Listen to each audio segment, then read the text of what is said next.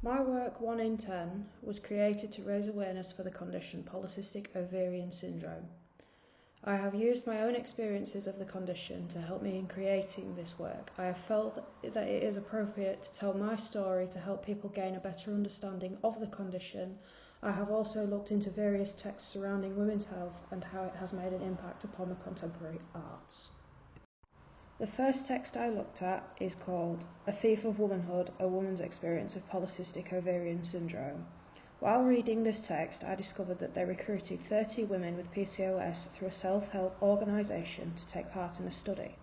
This study showed that through thematic analysis that all of these women shared feelings of feeling freakish, abnormal and less feminine. Upon reading that, I instantly thought of my own experience of PCOS and how it has made me feel. I have to admit, at times I have felt freakish and abnormal, particularly at the time of my diagnosis. I was in my early teens and I felt this way because I couldn't understand why my body worked the way it does. Another thing I found while reading the article is that when the results were discussed through a feminist framework, it was suggested that PCOS is a deeply stigmatising condition. Therefore, this leads to what polycystic ovaries is and some of the symptoms of the condition. The condition was first discovered in 1935 by Stein and Leventhal. The prevalence of the condition ranges between 5% and 15%, depending on the diagnostic criteria applied. This shows that much like cancer, PCOS can have varying stages, going from being quite mild to complete infertility.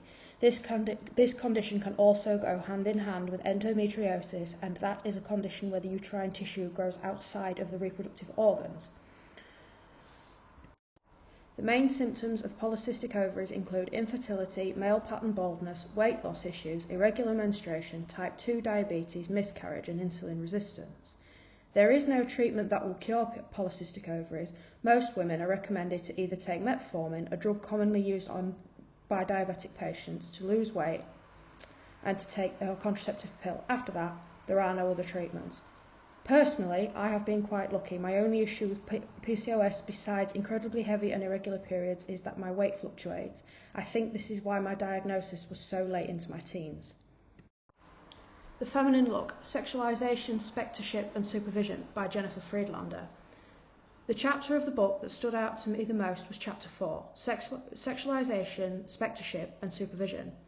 In this chapter, someone called Mary Ann Doan stood out to me, and according to her, female viewers of artwork can masquerade in order to resist identifying with the fetishized.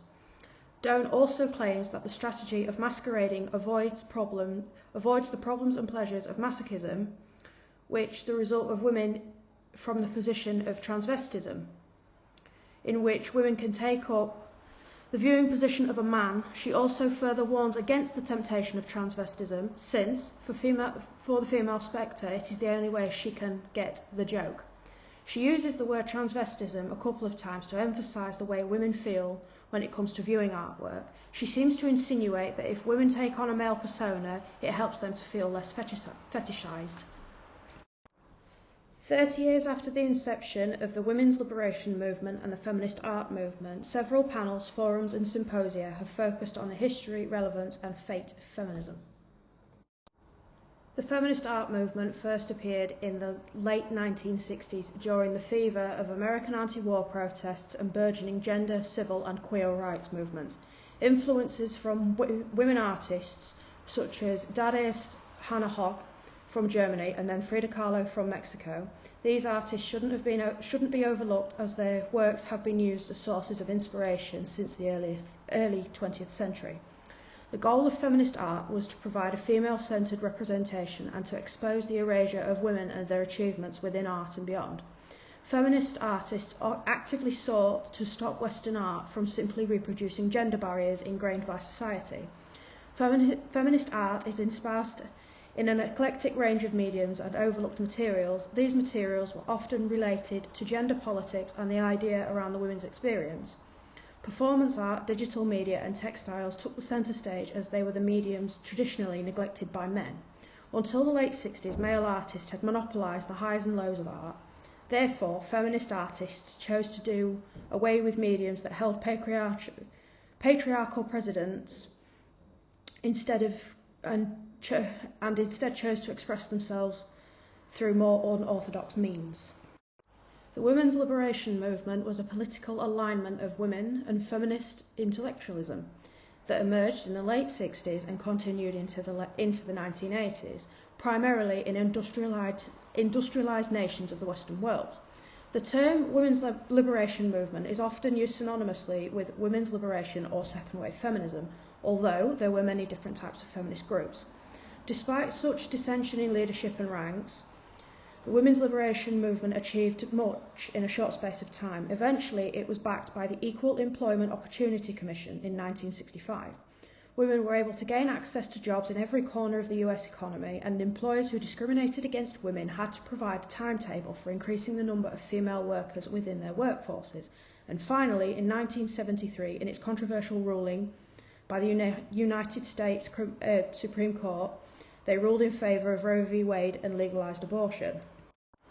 Frida Kahlo was a surrealist painter from Mexico whose work touched on female issues such as abortion, miscarriage, birth, breastfeeding and much more. While she was alive, these topics were strictly taboo and were never spoken about publicly. Kahlo was also very open about her sexuality, again, something that was considered taboo during the era that she was alive. Despite the gender inequality of the 1900s, Kahlo was honest about being a woman,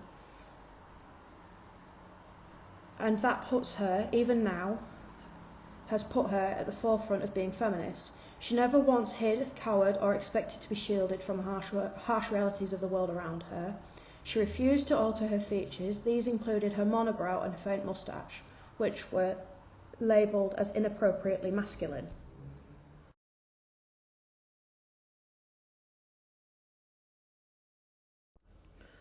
Following World War I, she exhibited with the Berlin Dada Group, including the first International Dada Fair held in 1920. Her work received critical acclaim for the patronising effect it had on her male peers. She was one of only 3 women artists to be included in the Royal Academy's German art in the 20th century and was a pioneer within the feminist art movement. This is a series of images based around the condition endometriosis. While this work has nothing to do with my topic, there are elements of this collection that relate directly to the struggles faced by women who suffer with polycystic ovaries.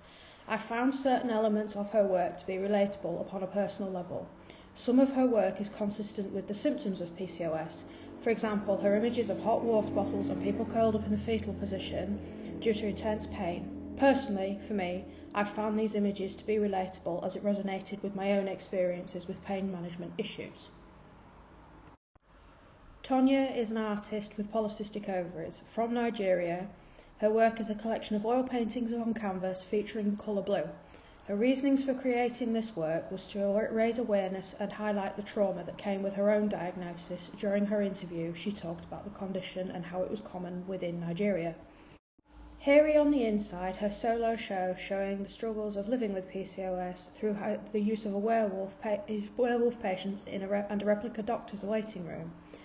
Having a hero turned villain under the influence of the moon and lunar-linked restoration, as well as PMS, making it a double entendre. Though Mendick is speaking of this very specific experience of PCOS, her articulation of the misunderstood werewolf will provide a lifeline for anyone who has ever felt deviant within a society that habitually disparages their everyday experiences, externalising an inner demon that is universally relatable. The Dinner Party, created by Judy Chicago, is an installation piece consisting of 39 illustrated panels representing different women. The work is housed at the Brooklyn Museum in New York, along with several of the original test plates, drawings, archival materials, and a video tour of the work. The Dinner Party exhibition highlights the importance of learning about women's history in the ongoing fight for women's rights and social justice. In conclusion, I think I have managed to produce work that has been influenced by women's health and the way feminism has impacted the contemporary arts. I feel I have been able to use my research effectively to create work that fits into a social and contemporary context. Though there are areas of my work I wished I could have done better, I am happy with the overall result.